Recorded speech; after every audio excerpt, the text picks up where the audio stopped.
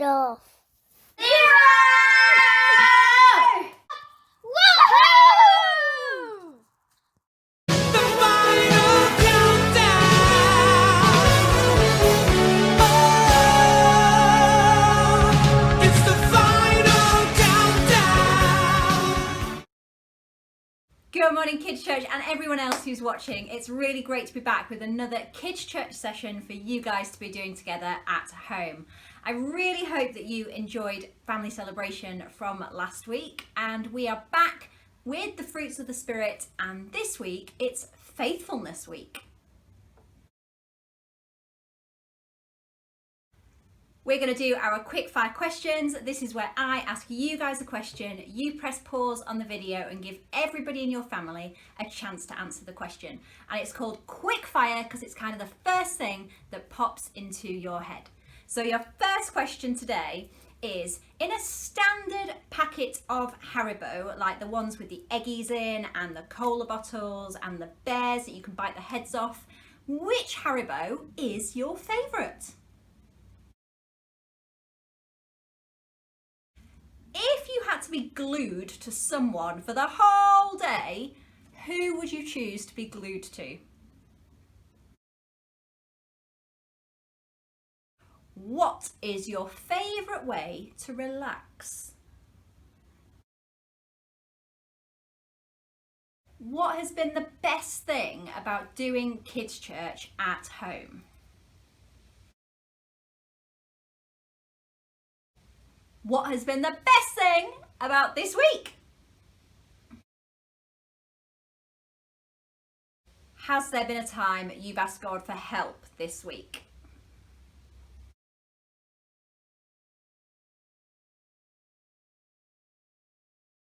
We're going to play a game, and this week I would like you to create an obstacle course. You can use bits and pieces from around your house. You can do it indoors or you can do it outdoors if you have the space. So things like maybe little tables that you could crawl under, sorry grown-ups, things that you could jump over, things that maybe you could wiggle through. Maybe you could do like some star jumps on the spot or some just jumping up and down or do a bit of hopscotch. So you plan it out as a family, work out what your obstacle course is going to look like, and then you could either race two people at a time through your obstacle course, or you could time each other and see who does it the fastest. But why not have a little bit of fun doing some obstacle courses?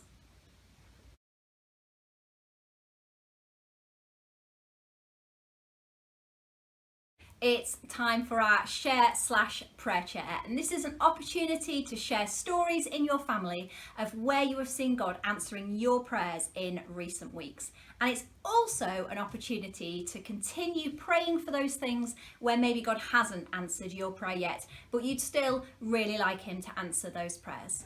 So in this time, you're either sharing about what God has done or you're praying about what God is yet to do. And if God has answered your prayers, after people have shared, you can shout 1, 2, 3, thank you, God! Because it's always good to give God thanks for the things that he has done for us.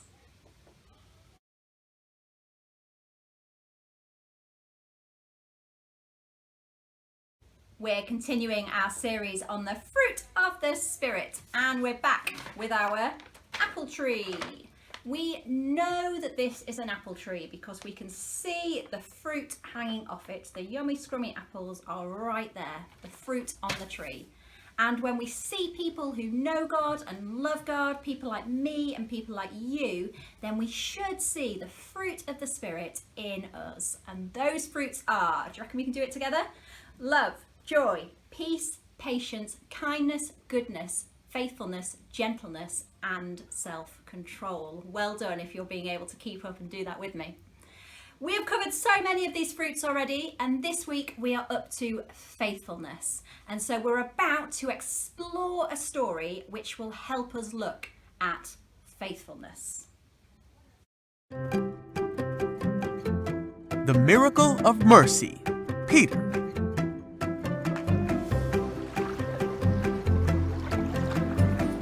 This is Peter. Hey-o! Whoop! Peter was a fisherman who was called by Jesus. Hey! Peter saw the many miracles of Jesus, and he heard all of his teachings.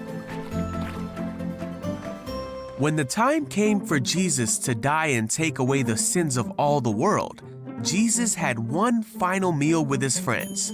During this meal, Jesus told his followers that the time had come for him to leave them. Huh? Peter asked, "Where are you going?" Jesus told him Peter couldn't follow him now, What? but that he would follow him later. Wait a second. But Peter said, "Why can't I come now? I'm ready to die for you." Jesus said, "Die for me? Peter, before the rooster crows tomorrow morning, you will deny 3 times that you even knew me." Then Jesus and his disciples went to the Mount of Olives so Jesus could pray. Along the way, Jesus told his followers that they would all abandon him. Uh-oh. But Peter said, "Even if everyone else leaves you, I never will."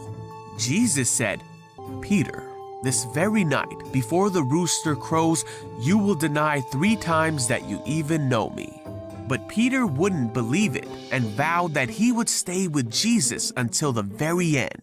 The other disciples vowed the same. Yeah, I hear. Later on that night, Jesus was arrested by men sent by the religious teachers and priests. Peter tried to fight for Jesus, and he cut off the ear of one of the guards. Ow. But Jesus healed the guard Huh? and went quietly with the captors. All the disciples scattered just as Jesus told them they would. The men led Jesus away to the house of the high priest. Peter and another disciple followed them. Peter came to warm himself by their fire. Hello. A servant girl noticed him in the firelight. Huh? Finally, she said, "This man was one of Jesus' followers." Oh, ma. But Peter denied it for the first time. He said, "I don't even know him."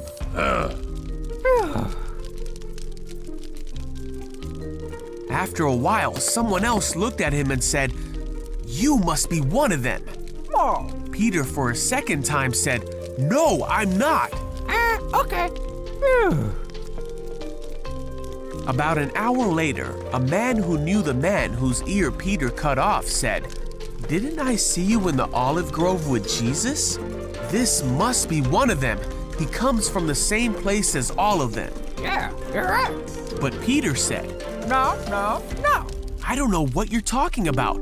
And then Peter heard the crow of the rooster. Jesus turned and looked at Peter.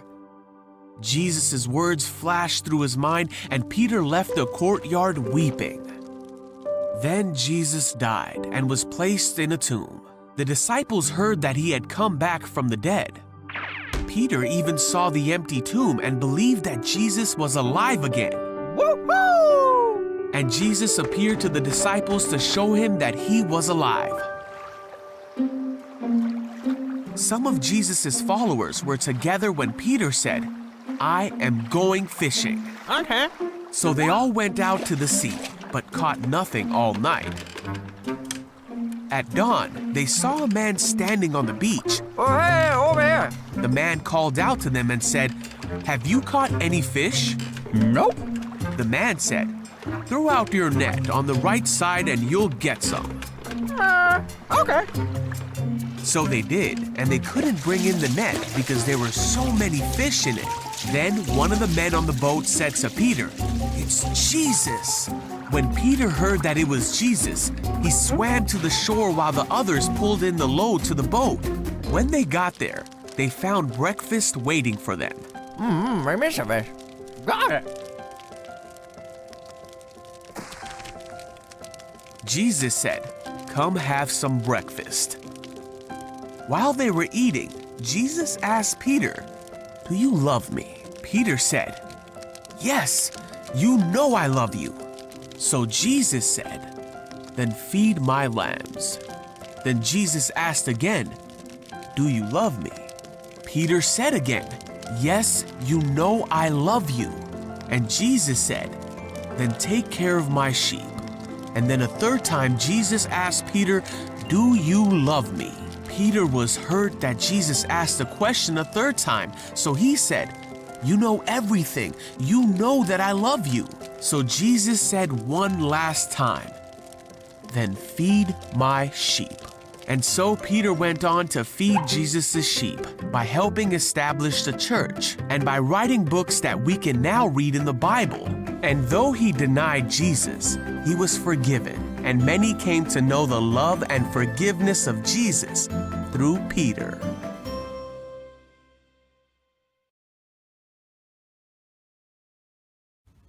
I hope you enjoyed that story. So what is faithfulness? It's a really long word, and whenever I come across really long words where I don't know the meaning, I turn to the dictionary. Very, very helpful for finding out what things mean. So we flick it open. I've already found this page. We have a look for faithfulness, and it means the quality of being faithful. Well, that was unhelpful. Thankfully, I've done some other research and I found out that faithfulness means sticking at or sticking with something and not giving up. Let me repeat that. Faithfulness, sticking at something or sticking with something and not giving. In today's story, there were 3 examples of faithfulness or lack of faithfulness. So we've got both in today's story. So the first example is when the disciples were out fishing. They were about to give up. They'd spent all night trying to catch fish and they had caught absolutely nothing. These were like professional fish catchers and they hadn't managed to catch a single fish. Clearly not very good at their jobs. Anyway, they were about to give up, quit, call it a day. They weren't sticking at it. And then it was Jesus that called and said, "Why don't you just try your net on the other side?" And then they ended up catching loads of fish. So that's example 1. Example 2 is Peter showing lack of faith. He'd had this great chat with Jesus just before Jesus died, saying, "I'm going to stick with you. I'm never going to leave you. I'm never going to give up on you." And then as soon as Jesus was arrested, what did Peter do? He pretended he didn't even know Jesus. He was like, "No, I've never heard of him, never seen him before in my life." And so Peter didn't show faith at all because he pretended he didn't even know Jesus. After he just told Jesus he'd stick with him. No sticking there. And the third example is Jesus himself. Jesus showed faithfulness to Peter. Even though Peter hadn't stuck with him, Peter pretended that he didn't even know him, Jesus forgave him, he didn't give up on him, and Jesus showed complete and utter faithfulness in Peter. I want you to go and grab yourselves a grown-up Bible and press pause on the video while you do that.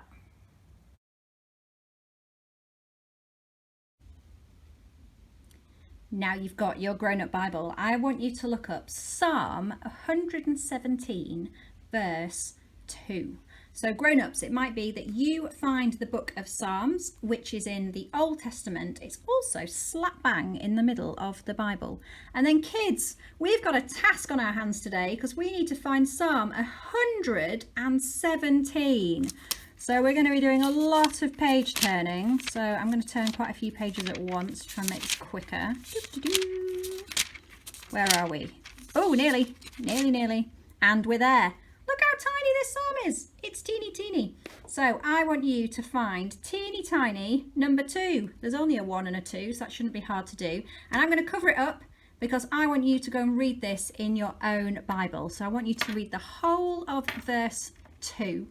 And what you're looking out for is, what does the verse tell us about God's faithfulness? So Psalm, big number 117, teeny tiny number 2. I'm not going to let you read it here. Go and look it up yourselves and find out, what does it tell us about God's faithfulness?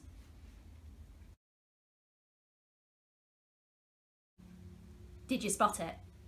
God's faithfulness endures forever. It's exactly what we've been talking about. God's faithfulness goes on and on and on and on and on.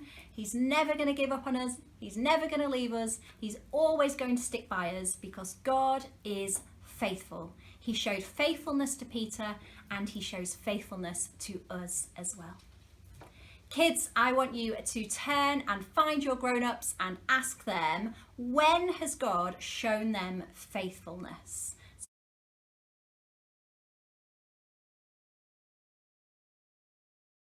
Because faithfulness is a fruit of the Spirit. It's not just something that God has, but faithfulness is something that we can have too. And the biggest thing that we should aim for is to be faithful to God, which means that we stick by him no matter what, and we don't give up on God. It's one of the fruits of the Spirit that I think is the hardest thing to do. I think some of the other ones, like loving and being kind, are a bit easier, but I think faithfulness is one of the hardest fruits. And so what we're going to do now is we're going to ask God to fill us with faithfulness, but also to help us to be faithful to him, because it's really not an easy thing to do. So I want you to close your eyes, get all of your wiggles and jiggles out, get comfortable, and I want you to pop your hands out in front of you. If I was going to give you a massive big present, you would put your hands out in front of you and say, yes, thank you, please, I'll have that. And so what we're doing is we're saying, yes, thank you, please, and we're going to get ready to catch faithfulness from God. So I'm going to ask God to fill us with faithfulness and to help us. We're going to wait and just be quiet and still for 10 seconds. I think we can all manage 10 seconds. And then I'll say amen and you can pop open your eyes. So are we ready? We're going to say, God, please come and fill us with faithfulness and help us to be faithful to you. Come, Holy Spirit.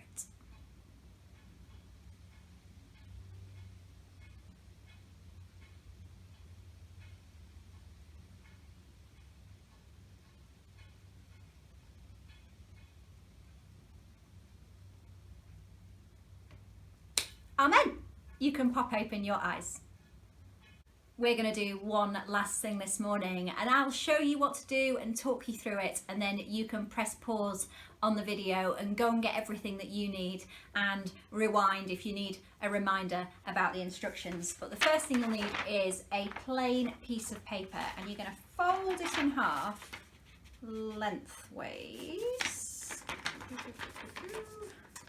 like that, and then we're just going to chop it into two. So this will do 2 members of your family. You need a long strip for every member of your family. So now you've got your long strip, I want you to fold it in half, make a nice crease. I want you to fold it in half again, make a nice crease, and then I want you to fold it in half again. It's getting quite thin and tiny. So give it a good squish down because you need those creases, and you end up with a thin strip. Then I want you to open it all back up again, and I want you to do something called concertinaing. It's another long word that you could go and look up in the dictionary, but grown-ups, I'm hoping that you know what I mean. So you're going to fold the first piece down, and then you're going to fold the next section back on itself, and you keep folding forwards, and you fold backwards, and you fold forwards and backwards as if you're making yourself a miniature fan, which is exactly what I need in this heat. So you end up with lots of zigzags and it's all concertina together. And then with the flappy bit that's not attached to anything on the right hand side and the folded bit on the left hand side, I want you to draw half a person. Let's see if I can do this in the air. Okay, so I've got my flappy bits over there, my folded bit is here, so we're going to draw half a head, and then we're going to draw the arms, and you need to make sure the arms touch the very edge of the paper. So we've got some arms, little bit of a body, and then again with the legs, we're going to make sure that the legs touch the bit of paper, and then that's the other bit of the leg. You can see I've got half a person, and then, this is the fun bit, we get to chop our person out. So follow the lines that you've drawn. Make sure you keep the whole thing squished together. So it might be a bit hard. Grown-ups, you might have to do a bit of helping here, but cut all along those black lines all the way around the head, and then you're going to open it out. Look what we've made! Oh, my people look like they've got slight alien heads. They're a bit oval, but that's okay. You can bend them out a bit, and you've got 4 lovely people.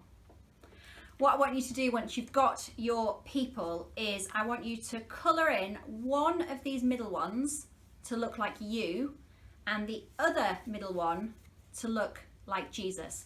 Don't worry about these 2 edge ones just yet. We'll do those shortly. So do all of your folding, all of your drawing, all of your cutting, and then this one or one of these ones needs to look like you and the other one needs to look like Jesus. So press pause, rewind if you need a recap on the instructions, and go.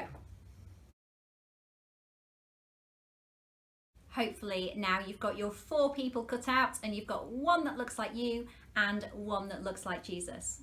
We're going to have a little think about times when we need a bit more faithfulness to God. So I don't know about you, but when I was the same age as some of you kids at school, I wouldn't really pretend that I didn't know God, but I just wouldn't ever bring it up in a conversation. If my friend said, oh, what did you do at the weekend? I would talk about everything that I'd done, but I would never ever say that I went to church. I think I was just a bit embarrassed. I was worried that I wouldn't fit in, that people would make fun of me, but it meant that I wasn't being faithful to God because I wasn't sticking by God. On a Sunday at church, I would be faithful to God and I would stick with him. And then on a Monday at school, I'd pretend that I didn't even know him. And so there might be lots of times in your life, or there might not be very many, where you struggle to be faithful to God. It might be when things get really, really hard and you just find it hard to be faithful and trust that he's there and he's with you. And so have a little think in your families. You can discuss it together and see if you can point some things out. And then I want you to turn your people over, and on the back of you, I want you to write down some of those times where you find it hard to be faithful. So like I said, it might be at school, it might be with your friends, it might be when things get hard and situations get tough. So whatever it is, spend some time with your family, press pause and write them on the back of you. Go.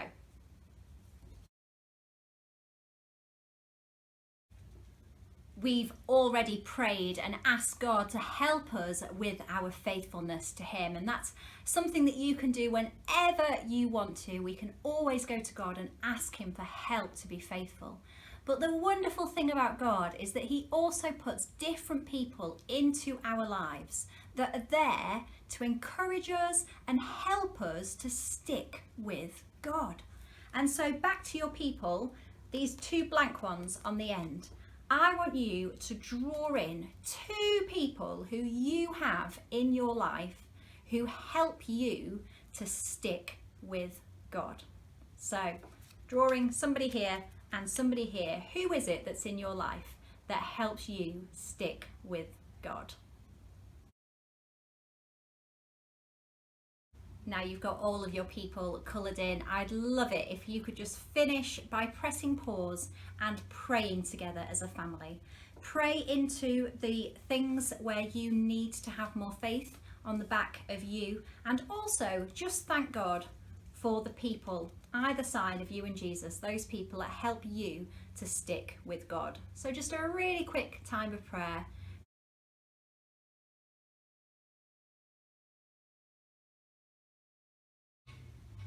We're going to worship together now, so why don't you jump up onto your feet and we're going to sing that amazing song, Reckless Love.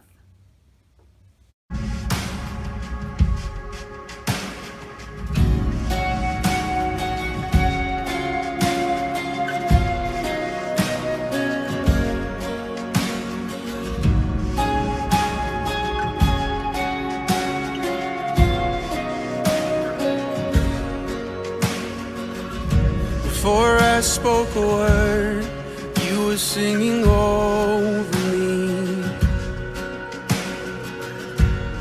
You have been so, so good to me. Before I took a breath, you breathed your life in me. You have been so, so kind to me. Oh, the overwhelming, never-ending, reckless love of God. Oh, it chases me down, fights till I'm found, leaves the 99. I couldn't earn it, and I don't deserve it. Still you give yourself away. Oh, the overwhelming, never-ending, reckless love of God. Yeah, yeah.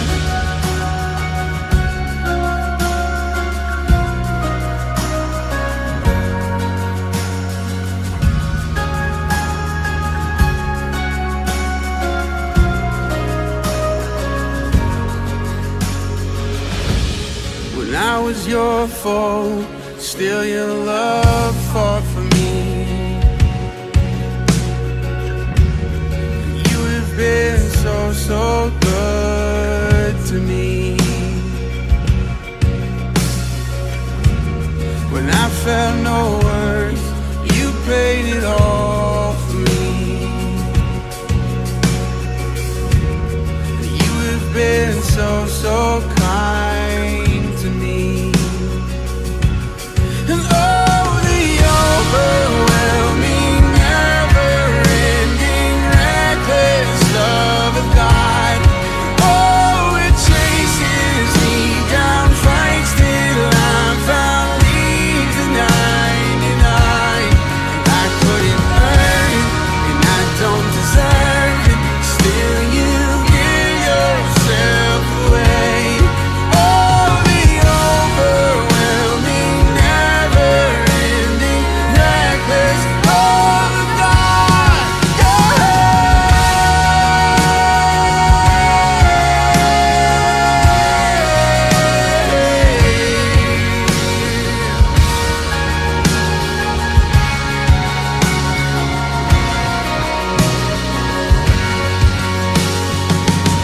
There's no shadow you won't light up, mountain you won't climb up, coming after me. There's no wall you won't kick down, lie you won't tear down, coming after me. There's no shadow you won't light up, mountain you won't climb up, coming after me. There's no wall you won't kick down, lie you won't tear down, coming after me. There's no shadow you won't light up, mountain you won't climb up, coming after me. There's no wall you won't kick down, lie you won't tear down, coming after me. There's no shadow you won't light up, mountain you won't climb up, coming after me. There's no wall you won't kick down, lie you won't tear down, coming after me. Oh, the overwhelming, never-ending, reckless love of God. And oh, it chases me down, fights till I'm found, leaves the 99. And I couldn't earn it, I don't deserve it. Still you give yourself away. Oh, the overwhelming, never-ending, reckless love of God.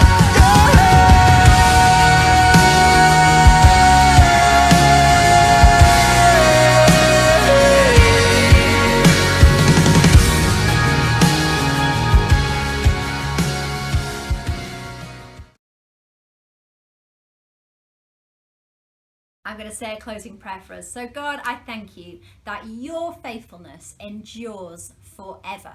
And I pray that we would remember that deep in our hearts. And I pray that you would also help us to remain faithful to you. And I thank you for all of the different people you put in our lives who help us to stick with you.